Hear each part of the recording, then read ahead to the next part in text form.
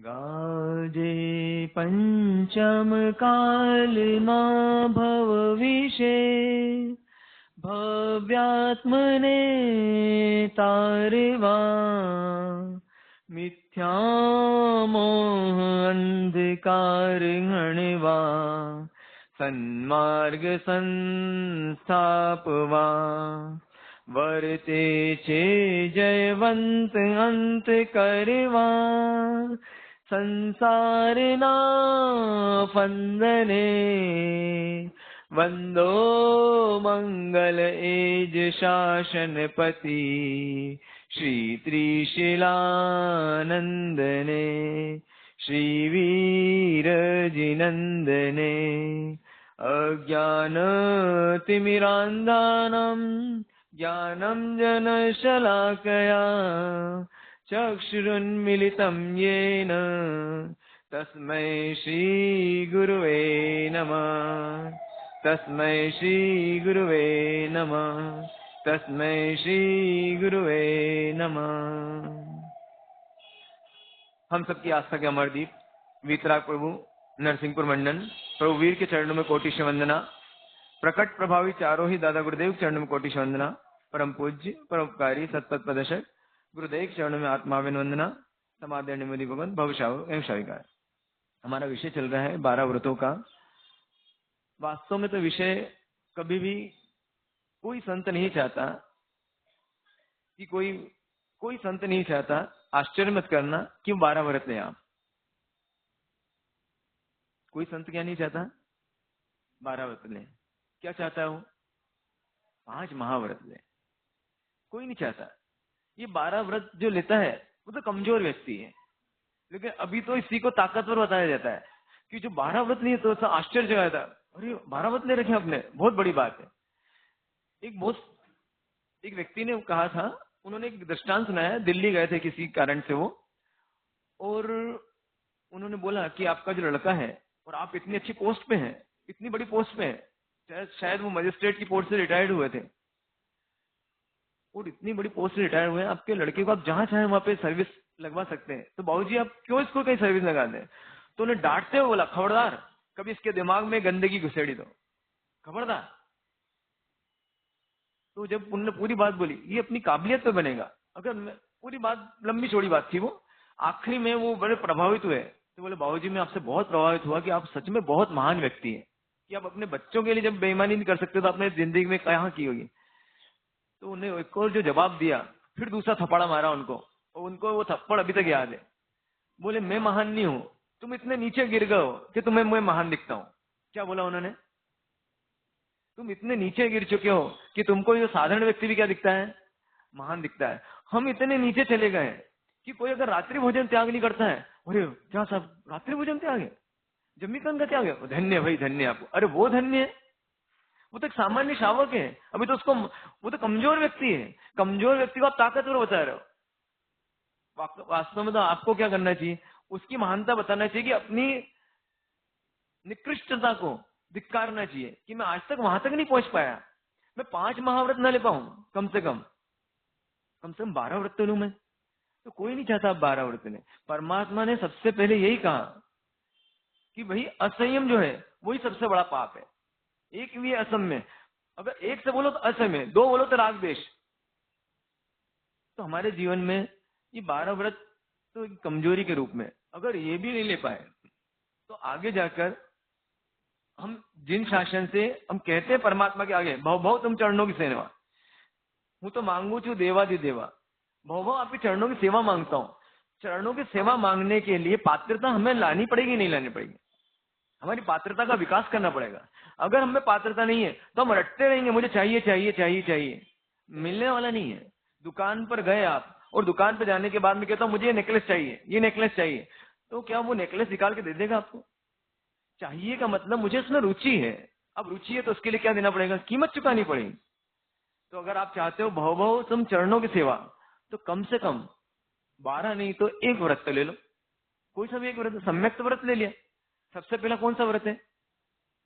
सम्यक व्रत। मतलब सम्यक व्रत तो व्रतों में ही नहीं गिना, सम्यक नहीं तो व्रत कैसे लेगा? इसलिए 12 व्रत से पहले कौन सी भूमिका है? सम्यक व्रत की। और पहले 5 महाव्रत है जो कि आपको अणुव्रत के रूप में दिए जाते हैं, छोटे व्रत। आप पूरा नहीं पालन कर सकते, आप उद्यमी हिंसा का त्याग नहीं कर सकते, आप अपने व्यापार व्यवसाय से, आप गृहस्थी से जो हिंसा होती है उससे निवृत्त नहीं हो सकते, आप विरोधी हिंसा का त्याग नहीं कर सकते, कोई बात नहीं। आप कम से कम संकल्प हिंसा का त्याग कर दो, वहां से शुरुआत की जाती है। संकल्प पूर्वक मैं पंचेंद्रिय की हिंसा नहीं करूंगा, किसी पंचेंद्रिय जीव की, यहां तक समझा ही सकते हैं। फिर चौेंद्री आप देखो, फिर तेंद्री, बेंद्री, एकेंद्री की हिंसा तो आपके जीवन में आप बंद कर ही नहीं सकते हो, तो इसलिए एकेंद्री की हिंसा आपकी खुली रहती है, उसको आप बंद नहीं, उसको आप कम कर सकते हो, लेकिन कहाँ कम करना उसको, संसार में कि धर्म में, वापस ध्यान रखना, वहां गलती हो जाती है। आप उसको कहाँ कम कर देते हो, धर्म में कम कर देते हो। आप मान लो आपको घर में आपको लगता है हिंसा होती है, तो आप फल फ्रूट का त्याग करते हो। अब फल फ्रूट का त्याग किया, आपके यहाँ मेहमान आया, क्योंकि आपका त्याग करना कि उसको त्याग कराना, मेरे यहाँ मेहमान आया ना, मैं मेहमान को फल फ्रूट नहीं खिलाऊंगा, मैं खाऊंगा, क्योंकि हिंसा होती है फल फ्रूट खाने में। हरी सब्जी में चूंकि हिंसा होती है, इसलिए मैं जो मेहमान आएंगे उनको हरी सब्जी नहीं खिलाऊंगा और मैं खाऊंगा। ये फॉर्मूला सही गलत है? इसके अगर उल्टा उल्टा फार्मूला हो तो क्या बोलोगे आप, कि मैं अपने घर में जो मेहमान आएंगे उनको फल फ्रूट खिलाऊंगा, उनको मैं सब्जी खिलाऊंगा, मैं त्याग करता हूं क्योंकि हिंसा है। ये ठीक है गलत है? ये ठीक है। वैसे ही अगर आपने धर्म स्थान में अगर सारे अनुष्ठानों में हिंसा हिंसा शब्द डाल दिया तो सारे अनुष्ठान खत्म हो जाएंगे। तो इसलिए कभी भी ध्यान रखना, धर्म स्थान में हिंसा शब्द लाके अनुष्ठानों को खत्म मत कर देना, नहीं तो पूरा मोक्ष मार्ग खत्म हो जाएगा। तो जब भी आपको समझ में आए बात, फूल चढ़ाने में हिंसा है, बिल्कुल नहीं है। वो चाहो तो मेरे पास शास्त्रीय प्रमाण है, मैंने कहा था पहले भी आपसे ना। तो परमात्मा का मंदिर बनता है, उस समय में ये मत सोचना स्वामी वत्सल हो रहा है। स्वामी वत्सल में आप सोचते हो अरे स्वामी वत्सल में इतने सारे लोग जीवेंगे, कितनी सारी हिंसा होगी, आग लगेगी, भट्टी लगेगी, पानी गर्म होगा, सब सब्जियां बनाई जाएगी, इतनी हजारों। हे परमात्मा, मैं तो महाराज साहब मुझे स्वामी वत्सल का त्याग दे दीजिए, मैं स्वामी वत्सल कभी जिंदगी में नहीं कराऊंगा। कभी सुना आपने ऐसा प्रचकान लेते हुए किसी को? वो धर्मात्मा व्यक्ति है, वो स्वार्थी व्यक्ति है। तो हमको त्याग करना है तो अपने जीवन में त्याग करें। आप जिस दिन पोषद में उस दिन त्याग है। साधु संत इसीलिए पुष्प नहीं चढ़ाते, उन्होंने क्या किया, उसको छूने का त्याग कर दिया। जिस चीज की हिंसा बंद कर दी उसका आप त्याग नहीं कर सकते, उसका आप चढ़ा नहीं सकते। आपके जीवन में जो हिंसा चालू है उस हिंसा को क्या करो, आप उस हिंसा को परमात्मा को समर्पित करो। आप क्या, चूंकि आप घर पे खाना बनाते हो इसलिए खाना बनाते इसलिए साधर्मिक भक्ति को बोला, हमको साधर्मिक भक्ति नहीं बोला कि आप साधर्मिक भक्ति करो। हम ऐसा नहीं कि आपको जिमाने के लिए बुलाएंगे, आज हमारे गोश्री वो टाप आइए, पंकज भी आ जाओ ना हमारे यहाँ, अतिथि संविभाग करेंगे। पर कर सकते हैं अतिथि संभाग, हम अतिथि संभाग नहीं कर, हम आपस में करेंगे सचिन, हम संयमियों को की सेवा करेंगे, आपकी सेवा नहीं कर सकते। हमें सेवा करना चाहिए नहीं करना चाहिए नहीं, क्योंकि हमने सेवा माता पिता की छोड़ दी ना, तो फिर तो आप तो उसके नीचे क्या आते हो। समझ में आपको बात? तो यहाँ पर हिंसा शब्द को समझे। हिंसा का मतलब कभी भी मंदिर में विवेक होना चाहिए, जागृति होना चाहिए। ऐसा नहीं कि वहां पे बहुत सारे फूल लगा दिए आपने और उसमें कीड़े मकोड़े पड़ रहे हैं, वो बदबू मार रहे हैं, वो तो फिर हिंसा में जाएगा। विवेक पूर्वक क्या करना, कितना विवेक, सब में शब्द एक चीज लगा दो, क्या लगा दो आगे, ज्ञान के आगे विवेक लगा दिया तो उसका नाम क्या हो गया, सम्यक ज्ञान। हमने श्रद्धा के आगे विवेक लगा दिया, उसका नाम क्या हो गया, सम्यक श्रद्धा, मतलब सम्यक दर्शन। और हमने आचरण के आगे विवेक लगा दिया, उसका मतलब क्या हो गया, सम्यक आचरण, मतलब सम्यक चारित्र हो गया उसका मतलब। तो हमारे जीवन में सब के आगे क्या लगाना चाहिए, सम्यक शब्द लगना चाहिए। आचरण कैसा होना चाहिए, सम्यक। हर काम कैसा, व्यापार कैसा होना चाहिए, व्यापार कैसा होना चाहिए, मैं करता हूं व्यापार, करना पड़ेगा मुझे व्यापार, मैं मजबूरी है, लेकिन मैं सम्यक व्यापार करता हूं। सम्यक व्यापार मतलब क्या, विवेकपूर्ण करता हूं मैं, अविवेक नहीं। मेरे को व्यापार करना है, लेकिन व्यापार करने के पीछे मेरा उद्देश्य निश्चित है कि चूंकि मैंने अपना घर बसाया है। पुण्या शावक भी व्यापार करते थे, व्यापारी थे, वो भी नहीं करते थे व्यापारों, लेकिन उनके व्यापार करने का तरीका कैसा था, हमारा तरीका कैसा, हमारा तरीका ऐसा है कि सारे धर्म अनुष्ठान छूट जाते हैं, सबसे लास्ट में जैसे कुत्ते की रोटी निकाली जाती है वैसे हम धर्म के लिए समय निकालते हैं। धर्म के समय निकालना मतलब क्या, आखिरी में किसकी रोटी निकाली जाए, सबसे आखिरी में पेंदे की रोटी किसको देते हैं हम, गाय कुत्ते को। तो हमारा जो बचा कुचा टाइम है वो किसको देते हैं, हमारे सब रात्रि स्वाध्याय कराएंगे ना, पहले दिन ही आए, कोई कहीं पे भी जाओ हमारे साथ रात्रि स्वाध्याय रहेगा ना, क्यों रहेगा रात्रि स्वाध्याय भी, हमारे साथ वो दुकान बंद करके, अच्छा तुम्हारा बेस्ट हमको दोगे आप और हमारा बेस्ट टाइम आपको दें हम। हमारा बेस्ट टाइम कौन सा, जब हमने प्रतिक्रमण कर लिया, आत्मा एकदम शांत हो गई, सब विराम पा लिया हमने, जितने भी अतिक्रमण किया था, अतिक्रमण से हम वापस कहाँ आ गए, अंदर आ गए, मन शांत हो गया। उसके समय, उसके बाद तो क्या करना है, हमें ध्यान करना है हमें उस समय। हमें आत्मचिंतन करना है, उस समय हम आपको टाइम दे, हमारा सबसे बेस्ट टाइम वो हमको आपको दे, और सबसे वर्स्ट टाइम है आपका जो बच्चा कुचा टाइम है, जो कि आप गली गुच्चे में यहाँ पे पाटे पे बैठ के टाइम पास कर दे, वो हमको दोगे आप। तो क्या दे रहे हो आप? जैसे गाय कुत्ते को रोटी देते हैं तो आप वो वाला टाइम हमें देते हो, सही है गलत है? हाँ क्या ना? प्रवचन कब होना चाहिए? प्रवचन का समय कौन है? पिक आवर, सबसे पिक आवर जो है उस समय में जो आता है। एक संत थे, वो 15 दिन के लिए आए और आए और प्रवचन के पाठ में मिले, बस ध्यान लगा के बैठ गए। सारे लोग आए हुए, अरे संत बहुत महान संत है, कुछ अच्छा प्रवचन देंगे। कुछ प्रवचन नहीं, नौकार मंत्र शुरू किया और नौकार मंत्र में खत्म कर दिया। 1 दिन हुआ, 2 दिन हुआ, 5 दिन तक लोग आए। धीरे धीरे धीरे धीरे धीरे 10 दिन में सारी पब्लिक खत्म, कुछ 5-10 लोग आने लगे बस। अब वो 10 लोगों को प्रवचन देते हैं। क्यों 10 लोग प्रवचन देते हैं? ये योग्य व्यक्ति है जो टिका रहा। अभी हमारा इंटरेस्टिंग नहीं हो और बहुमान हो रहा है, क्या हो रहा है आज तो? अच्छा आज तो बहुमान कार्यक्रम चलेगा ना, ठीक है। तो कितनी बजे? 11:30 बजे। वो सामने स्थल कितनी बजे है? वो 11:30 शुरू है, तो पहुंच जाएंगे ना उसके 10-15 मिनट पहले, 15 मिनट पहले पहुंच जाएंगे। उपस्थिति देंगे, खड़े खड़े वहां कोने में खड़े हो जाएंगे और मैंने उपस्थिति दी हमारी, आ गए हम। उसके बाद जिमो, हाथ ऐसे ऐसे पोछो और 2-4 गपोड़े मारो और निकल जाओ। मतलब हमने क्या धर्म को, हमारे साधु संतों को क्या समझ रखा है? पूरी दुनिया जिनको सर पे बिठाती है वो उनका आचरण देख के आश्चर्यचकित हो जाते हैं कि क्या गजब की बात, जिनके पीछे सब कुछ पूरी दुनिया राजा महाराजा चलते थे, छत्रवर्ती चक्रवर्ती है, वो चक्रवर्ती किसको सलाम करता है? उन संतों को। वो अपना समय निकाल लेता है और हम अपना समय निकाल सकते हैं। तो ये सम्यक व्यापार नहीं हुआ आपका, ये मिथ्या काम है सब।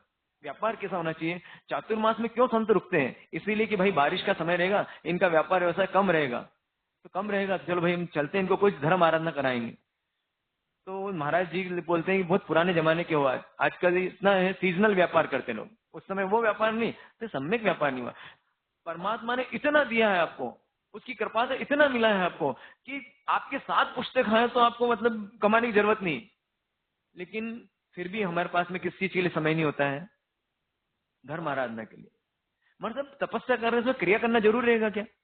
हम भूखे रह सकते हैं, भूखा रहना ठीक है, क्योंकि भूखे रहने में तो और फायदा है, क्योंकि भूखे रह के दुकान पे पूरे दिन बैठ सकते हैं, दिन भर बैठेंगे, दिन भर व्यापार करेंगे।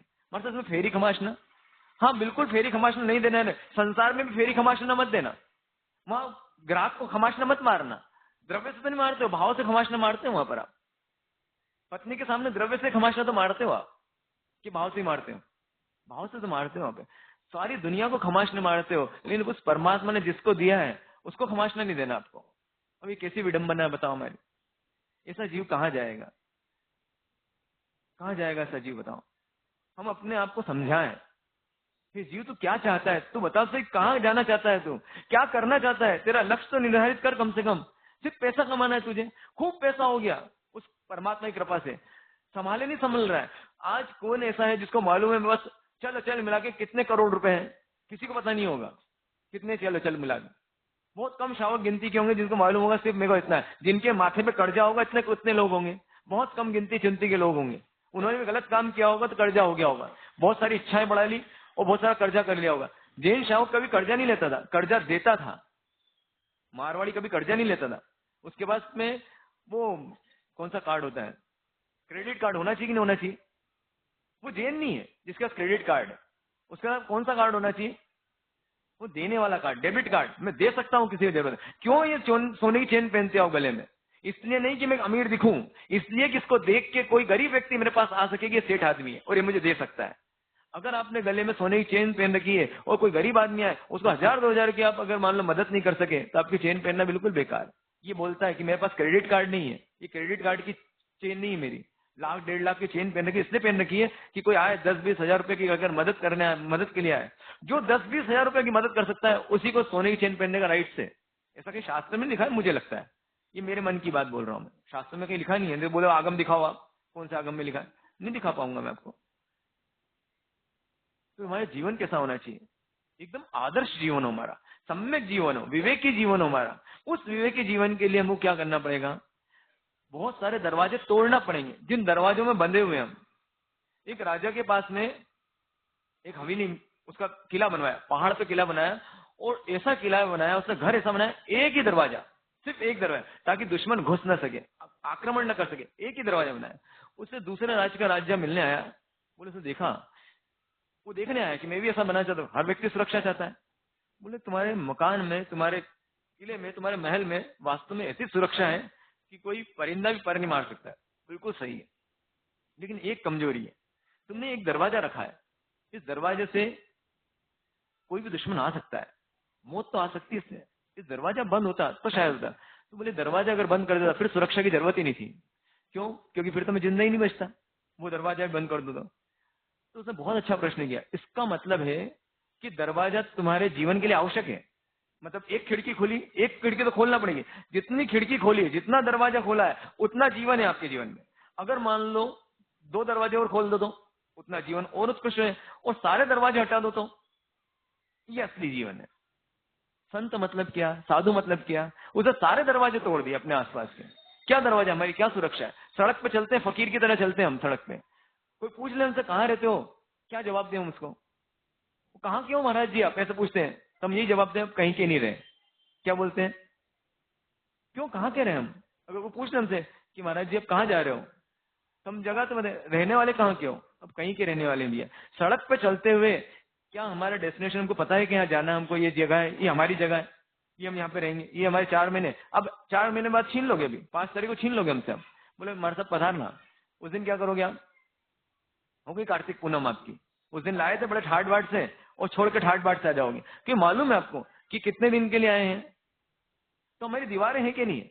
हमने सारी दीवारें तोड़ दी, सारी दीवारें तोड़ दी, लेकिन आपको क्या लगा? इन्होंने दीवारें खड़े कर ली। आपको ऐसा लगता है यही तो बस मिथ्या भांति हमारी, व्रतों की दीवारें खड़ी कर ली। आपको ऐसा लगता है व्रतों ने हमारी दीवारें तोड़ दी है।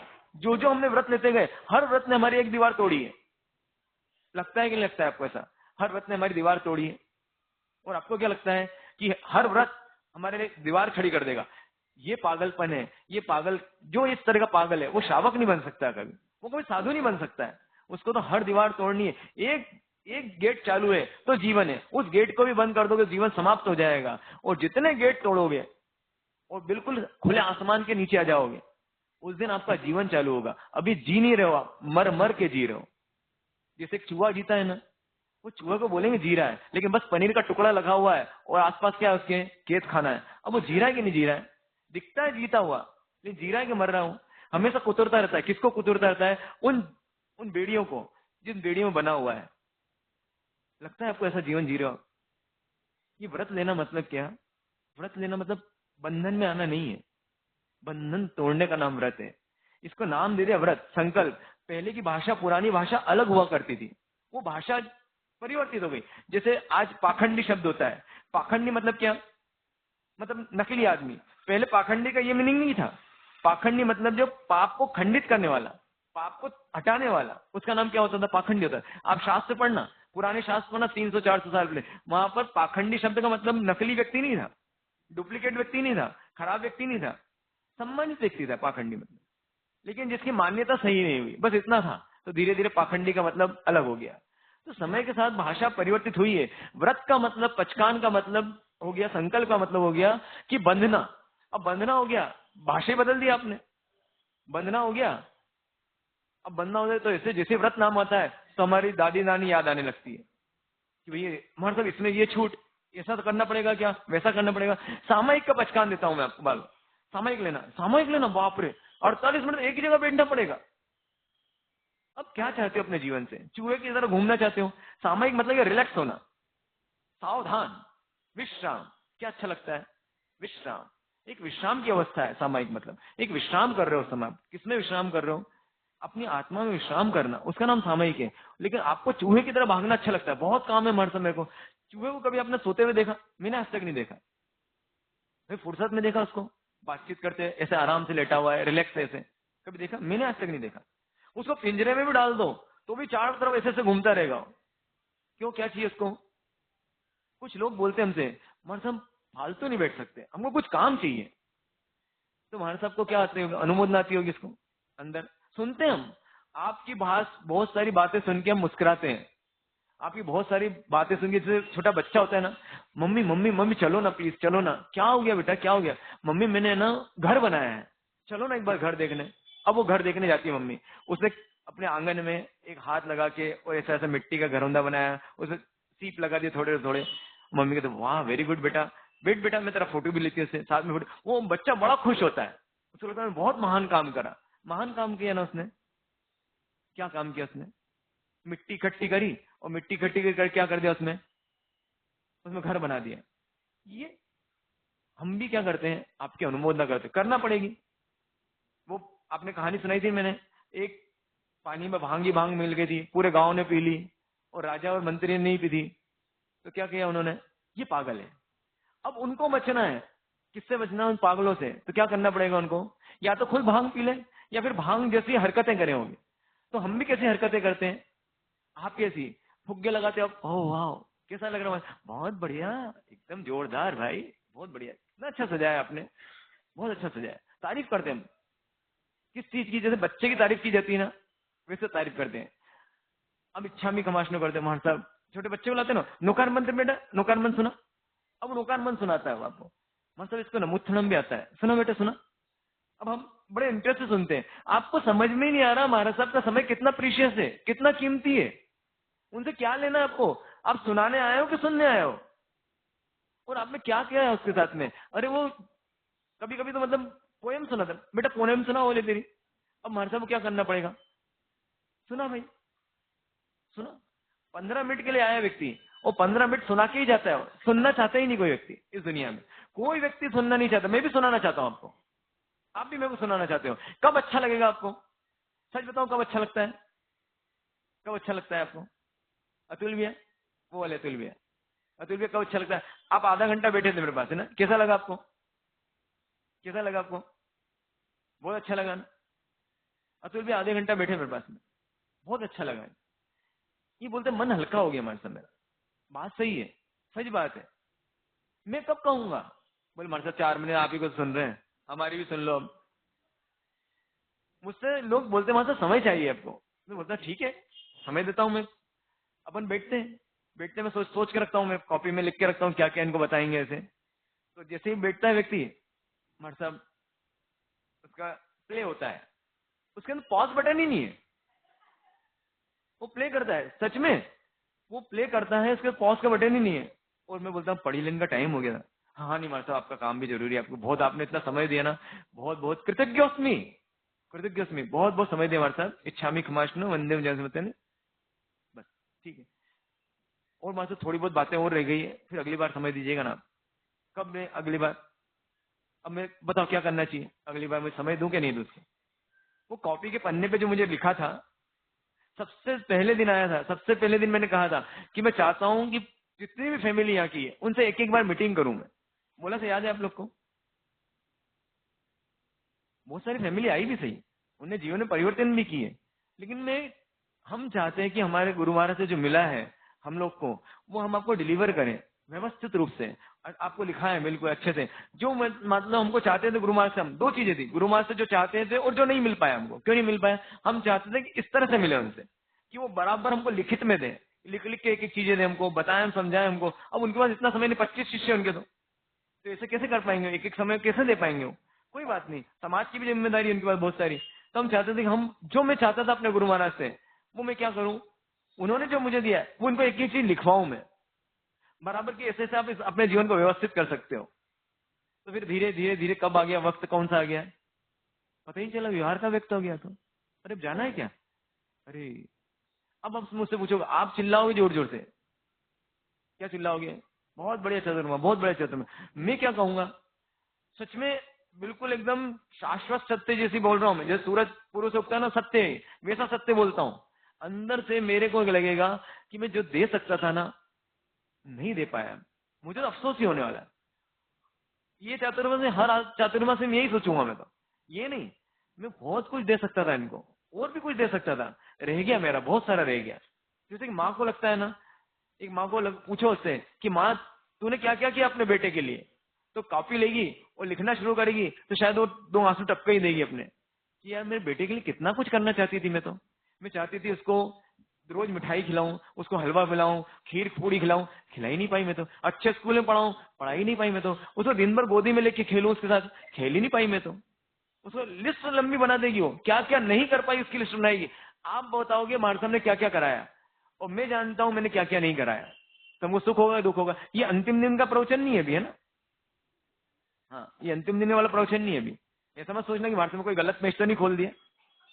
ऐसा होता है ना, मतलब सब शेड्यूल्ड रहता है ना, आज क्या बोलना कल क्या बोलना। मर साहब शायद आप भूल रहे हो, शायद इधर हाथ लगाओ ना वैसे से मर साहब, कि मर साहब शायद भूल रहे हो आप, ये शायद वो वाला पन्ना तो नहीं खोल दिया, आखिरी दिन की प्रवचन वाला तो नहीं खोल दिया आपने। 12 व्रत का विषय चल रहा है। हाँ भैया मुझे पता है 12 व्रत का विषय चल रहा है। तो बस ये है कि कोई बात नहीं दे पाया तो आखिरी चीज भी अगर आप ले लोगे ना मुझसे कि कम से ये तो ले लो 12 व्रत, तो समझ लेना, समझा दूंगा मैं आपको, कॉपी में सब कुछ लिखा हुआ है। डरो मत इस चीज से कि जो 5 व्रत है स्थूल है, स्थूल मतलब मोटे मोटे व्रत है, वो मोटे मोटे व्रत ले लोगे, बाकी तो बातें हैं। मतलब कहते हैं ना, मतलब कि जो आपने लिख लिया है 100 बका और 1 लिखा, 100 बका 1 लिखा, उसको बक्का बोलते हैं। बक्का मतलब क्या, बकबक करी, बकबक करी मतलब कोई मतलब नहीं उसका। मैंने कितना बोला, आपने कितना सुना, उसकी कोई वैल्यू नहीं। आपने कितना यहाँ पर लिया, आपने इसमें जितना लिखोगे, जितना लिखा वो काम का, बक्का वो काम का नहीं। आपने भी कहा मुझे बहुत अच्छा लगा, मेरे जीवन परिवर्तन, यहाँ आपके पास सब आ जाएगा। ये वास्तव में दीवारें नहीं है, ये जानना, ये समझना इसको। ये व्रत लेना दीवारें नहीं है। व्रत लेना मतलब दीवारें तोड़ना। अपनी डिक्शनरी के अंदर व्रत का जो डेफिनेशन है उसको रिपेयर कर लो, उसको ठीक कर लो, सही कर लो उसको। संकल्प का मतलब बंधन नहीं है, संकल्प का मतलब बंधन से मुक्ति। जितने भी धार्मिक स्थान पे संकल्प दिए जाते हैं, अगर आज से बोला होटल नहीं जाना, नहीं जाना बोला जाता है, ऐसा इसका मतलब है आपकी एक दीवार गिरा दी गई, एक आपकी मजबूरी, एक कैप्सूल खत्म कर दिया गया आपका। क्या कैप्सूल था आपका? एक डोली इसलिए लेते थे, जब भी दुखी होते थे सैटरडे संडे को, थक जाते थे तो क्या लेते थे कैप्सूल के रूप में, अब क्या लेते थे? होटल लेते थे। वो कैप्सूल बंद करवा दिया गया, मजबूरी बंद करवा दी गई। आपकी पर पे जो आपका आलम्बन था वो कम करवा दिया गया, पराश्रित पना कम कर दिया गया, पराश्रित हैंडीकेप्ट पना जो था आपका वो कम कर दिया गया। आपकी एक बैसाखी ले ली गई, बैसाखी ले ली गई तो अच्छी, वो ऐसा नहीं बैसाखी लेके गए और चलना बंद कर दिया, अब आपको चलाया जाएगा। जब आप बैसाखी छोड़ोगे तब तो चलोगे आप। जैसे ही आपने ये व्रत लिया, मतलब बहुत अच्छा लगता है, कोई जबरदस्ती नहीं करता, क्योंकि मेरा त्याग है, त्याग कोई जबरदस्ती नहीं करता। आप जिन जिन लोगों का त्याग था उनको रात्रि में भोजन का त्याग है, आप सिर्फ बोलते रात्रि भोजन का त्याग है, वो आपसे जबरदस्ती नहीं करेगा। और रात्रि भोजन का जिसका त्याग नहीं है वो खाएगा, एसिडिटी होगी, सुबह आवाजें निकालेगा अलग अलग तरह की, कभी मुंह से कभी और कहीं से, वो परेशान होगा, दूसरों को भी परेशान करता है और खुद भी परेशान होता है। जो रात्रि भोजन करता है, जो एकदम फिट है, जो फिट है वो क्या करेगा? मैंने भी आया, मैंने क्या बोला आपसे, आते से क्या बोला, कैसे हो गए भैया ये, देख के लग गया, मैंने 3 टाइम खाते हो क्या, नहीं बोला मैंने इनसे। बोले हो हमारे साथ फिट दिखेगा ना व्यक्ति, उसकी तोन नहीं दिखेगी कभी भी। अगर मान लो वो शावक है, शावक की तोन कैसे दिखेगी बताओ? तोन को किसकी दिखेगी? सेठ की दिखेगी। जो सेठ है उसकी क्या दिखेगी? और शावक है उसकी क्या दिखेगी? उसकी तो हड्डियां दिखेगी।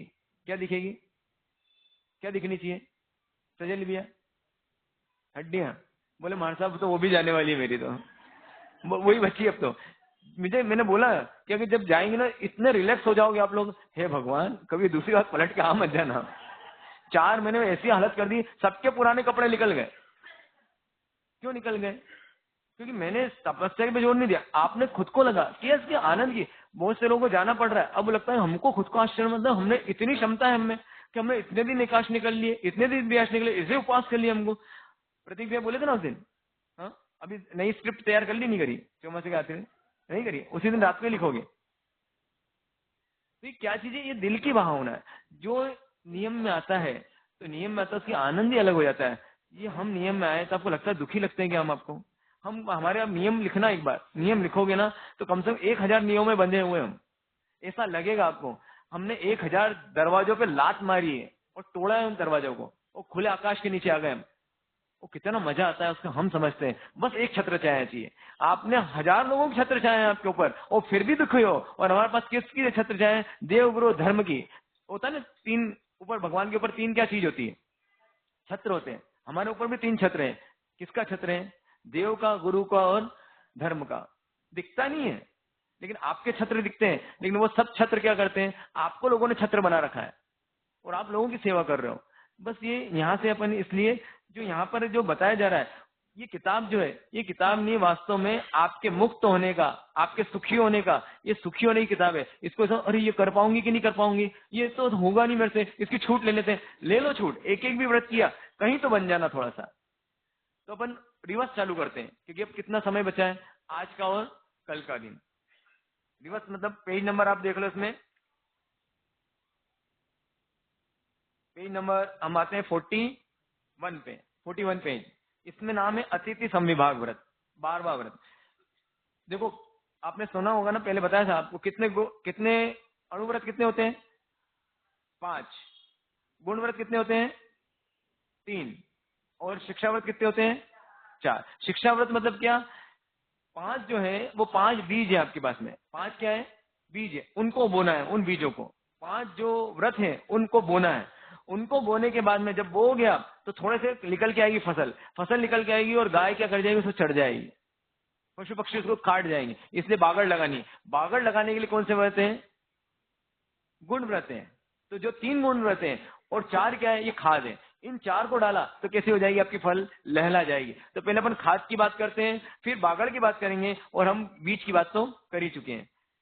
तो यहाँ पर अतिथि संविभाग मतलब होता है, अतिथि मतलब कौन? 2 चीजें इसमें, अतिथि भी है और संविभाग भी है। अतिथि मतलब जिसके आने की निश्चित तारीख नहीं है, ऐसे लोग, उनको नाम क्या बोलते हैं? उनको अतिथि। और संविभाग मतलब क्या? अपने जो पास में आपके अधिकार में जो चीज है उसके बंटवारा करना। आपके अधिकार में जो चीज है उसको क्या कर देना? बंटवारा, उसका नाम है संविभाग। और कहते परमात्मा कहते हैं कि जो संविभाग नहीं करता है उसका मोक्ष नहीं हो सकता है। जो उसके पोजेशन में है, जो उसके अधिकार में जो वस्तु है उसका जो बंटवारा नहीं करता है, वो खुद खा लेता है, वो स्वार्थी व्यक्ति है। उसका क्या करना चाहिए? उसको बंटवारा करना चाहिए। तो इसका नाम है अतिथि संविभाग। तो साधु साध्वियों, जैसे पुण्य शावक है, पुण्य शावक का व्रत था अतिथि संविभाग का। रोज बिना नागा के क्या करते थे वो? अतिथि संविभाग। तो जो भी उनके पास आता था सिर्फ कितना कमाते थे कि दोनों पति पत्नी खा सके, उतना पैसा कमाते थे रोज का। उसमें भी जब परमात्मा से सुना कि अतिथि संविभाग करना चाहिए, तो उन्होंने बोला कैसे करें अपन? तो बोले कोई बात नहीं, एक दिन तुम भूखे रहो, एक दिन मैं भूखी रहूंगी, और एक एक दिन एकांतर करेंगे, और जो पैसा आएगा उससे क्या करेंगे अपन? अतिथि संविभाग करेंगे। कहाँ तक सोच उनकी!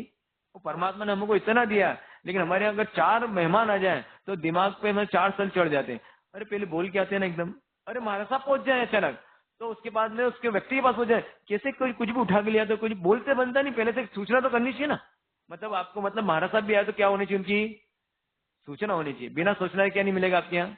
इतना ही बनाते हो आप? कितना बनाते हो? जितने 4 लोग गिनती की 3-3 रोटी मिलती है, 4 लोग, 4 एकम 4, 4 दूनी 8, 8 दिया, हाँ कितनी? 4 चौक 16, और एक कुत्ते की और एक गाय की 18 रोटी। हाँ अब बताओ 18 रोटी बनाओगे, वो भी बना ही नहीं, आटा लग रहा है, जो आएगा तब बनाए। अब हमारे सबको आटा तो बना नहीं सकते, उनके तो गैस चूल्हा है नहीं। आने वाले जमाने में मुझे ऐसा लगता है इंडक्शन कुकर भी बना दोगे हम लोग को, कि हमारे साहब ये लो और वहां पे गर्म कर लिया करो। अरे ऐसा हो गया है, आप आश्चर्य मत करो। मुंबई में नौकर जो वॉचमैन है, वॉचमैन के पास चाबी होती है, वो सब तो चले जाते हैं कहां पर? सब सब पैर पे खड़े ना, सब सब सेल्फ डिपेंड होगा आजकल तो। मतलब सारे लोग सेल्फ डिपेंड हो गए। विनोद क्या पता है आपको सेल्फ डिपेंड का मतलब? नहीं पता है? अरे आप लोगों, ज्ञानी लोगों को तो पता होना चाहिए कम से कम। सब सेल्फ डिपेंड हो गए आजकल। मतलब पत्नी भी कमाती है, पति भी कमाता है, सासू भी कमाने जाती है, ससुर भी कमाने, सब कमाए, सब सेल्फ डिपेंड। अब घर में कौन रहता है? तो घर में वॉचमैन रहता है। घर में कौन रहता है? वॉचमैन। घर में मालिक लोग नहीं रहते हैं, बड़ा सा महल बना रखा है, उस महल में सोने जाते हैं बस, धर्मशाला की तरह। वो तो सब कहा जाते हैं, सुबह सुबह सुबह निकलते हैं 4 बजे से महानगरों में। अब वो महानगरों में निकलते हैं और कब आते हैं? बिल्कुल बेचारे थके मांदे रात को। तो अब अतिथि संविभाग भी करना, हमारे सब आया ड्यूटी, भाई चौमासा लगा है, सबको बोल दिया गया भाई हमारे सब आएंगे, सब गोचरी पानी की व्यवस्था रखना। अरे हमारे सब, और वही भोजनशाला खुलवा दो ना ऊपर ही। अरे हमारे सब भोजनशाला नहीं, ये आजकल तो ऐसे कट्टर होते हैं कुछ कुछ, तो ऐसे इतने ऐसे मत लाया करो ऐसे हमारे सब लोग को, बिल्कुल जो एकदम थोड़ा सा, मतलब कम से कम भोजनशाला से ले तो टेंशन। पैसे बोलो कितने चाहिए तुमको? आप बोलो 11,000 लिखाना, 21,000 लिखाना, लेकिन भोजनशाला खुलवा दो भाई। अरे नहीं भोजनशाला नहीं, हमारे साथ भी आएंगे, उनके भगत भी आएंगे। अच्छा मतलब वो आएंगे, वो भी आएंगे क्या? कुछ करो ना भैया ऐसा। यहाँ की नहीं कह रहा हूँ, यहाँ की बिल्कुल उल्टी स्थिति है ना, ऐसा मत समझ, यहाँ की बात कर रहे हैं, यहाँ तो उल्टी स्थिति। यहाँ तो बोला था मैंने भाई कि देख लो आप मेहमान मानेंगे? बोले नहीं महाराज साहब, सारे शाविकाओं ने एकदम स्ट्रिक्टली मना कर दिया कि यहाँ पर चौका नहीं खुलेगा, हमारे घर पे भी हम भक्ति करेंगे, घर पे ही भक्ति करेंगे। ऐसा अतुल भैया ने ऐसा बोला। यहाँ पे तो बिल्कुल नहीं है, तो ऐसा मैं समझना उदाहरण दो। ये मेट्रो सिटीज का उदाहरण। मेट्रो सिटीज में ऐसा है कि वो जो चौकीदार है, चौकीदार पूरे फ्लैट है, 12 फ्लैट है, 12 ही किसके हों? जैन के। वो चौकीदार जाएगा, हर घर का ताला खोलेगा, अंदर जाएगा, व्यवस्थित रखा हुआ है, वो आपको वोरा देगा, और हो सके तो मार्शल पूछ ले, मार्शल क्या दूं, सबको खोल लेगा, मार्शल क्या दूं, 2 चम्मच ये दे दे, 3 चम्मच ये दे दे, 1 चम्मच दे, ठीक है, नर्मला गया, रख दे, वापस ताला लगाया ऊपर। 1 2 3 4 5 12 में मार्शल की गोची हो गई, है ना। और कभी कभी शेयरिंग भी कर सकते हैं, तू दूध रख लेना, मैं रोटी रख लूंगा, तो सब्जी रख लेना, तो मार्शल को 12 जगह से 12 चीजें बराबर मिल जाए, उनके पात्र भर जाना चाहिए। ऐसा हो जाएगा, सोचो आप, ये अतिथि संविभाग क्या। बहुत जल्दी कहीं यहाँ पे भी वो परंपरा आ जाए, बहुत बुरी बात नहीं है, क्योंकि लाओगे तो आप कहाँ की, महानगर की लाओगे ना, गांव की थोड़ी लाओगे आप। हाँ, और या तो फिर आप महानगर में चल जाओगे जब आपकी शादियां नहीं होगी तो। आगे परमात्मा ऐसा बोल चुके हैं, उनको स्वप्न देखा था कि गांव क्या हो जाएंगे, सुनसान हो जाएंगे, शमशान हो जाएंगे। गांव क्या हो जाएंगे, शमशान। क्योंकि यहाँ पे क्या नहीं मिलेगा आपको, क्योंकि आपके जीवन की सबसे बड़ी नीड क्या, शादी। और यहाँ पे कोई देगा नहीं आपको, क्योंकि सब क्या कहाँ देना चाहते हैं अपनी लड़कियों को, मेट्रो में, है ना, मेट्रो गाड़ी में, जहाँ फास्ट लाइफ एकदम, जहाँ वो खुद कमा सके। मैंने इतनी पढ़ाई की, उस पढ़ाई का मतलब चौका चूल्हा करूँ, मैं रोटी बनाऊंगी, मैं रोटी बनाऊंगी, मैं रोटी बनाऊंगी।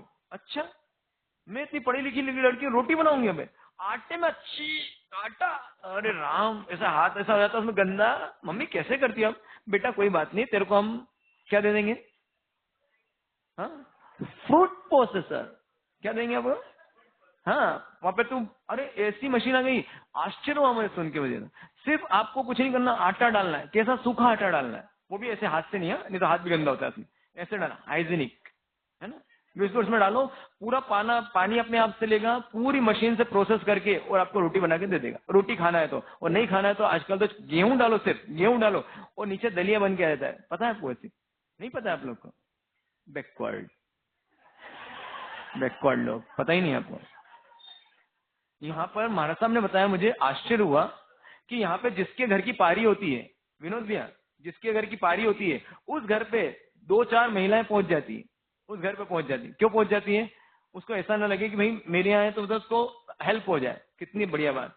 ये ऐसा पहले हुआ करता था, अभी धीरे धीरे, अभी इनका बिगड़ना बाकी है। अभी इन 10 साल में चौमासा हुआ ना, एक ही चौमासा हुआ, 2-4 चौमासे हो जाएंगे तो इनको बाकी सब सुधर ही जाएंगे, है ना। तो ऐसा होता ही है। तो ये अतिथि संवाद कितना बड़ी बात है कि हमारे घर में वो जो जीव आया है, वो न जाने तीर्थंकर की आत्मा है, गणधर की आत्मा है, कोई सम्यक दृष्टि की आत्मा है, कोई कौन महान आत्मा है वो पता नहीं, उसके पगले पड़े, उससे मैं मिला, उससे मुझे कनेक्शन बन गया उस व्यक्ति से। वो कनेक्शन मुझे न जाने किस भाव में, मुनीश्वर स्वामी भगवान तीर्थंकर बच चुके हैं, उनको केवल ज्ञान हो चुका है, अब तो किसी के लिए कोई भाव नहीं था। अपने पूर्व मित्र जो कि घोड़े का जीव है, उसको प्रतिबोधित करने गए। क्यों गए?